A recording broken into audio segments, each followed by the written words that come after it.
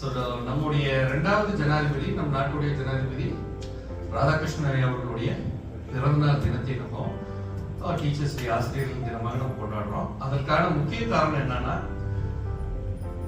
ஒருவேளை என்னுடைய பிறந்த நாளை நீங்கள் கொண்டாட வேண்டும் என்றால் அந்த நாளை ஆசிரியர்கள் தினமாக தான் நீங்க நிச்சயமாக கொண்டாட வேண்டும் ராதாகிருஷ்ணன் ஐயா அவர்கள் நம்முடைய முன்னாள் ஜனாதிபதி அவர்கள் கேட்டிருக்காரு.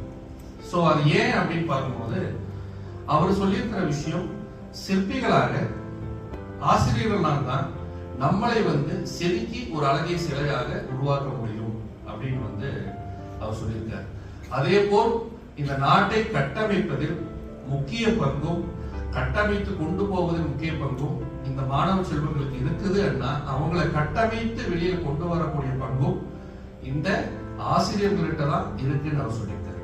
சோ இந்த ரெண்டு விஷயத்தை முன்வைத்தே நம்முடைய டாக்டர் ராதாகிருஷ்ணன் ஐயா அவர்களுடைய பிறந்தநாள் தினத்தை நாம் என்ன பண்றோம், ஆசிரியர்கள் தினமாக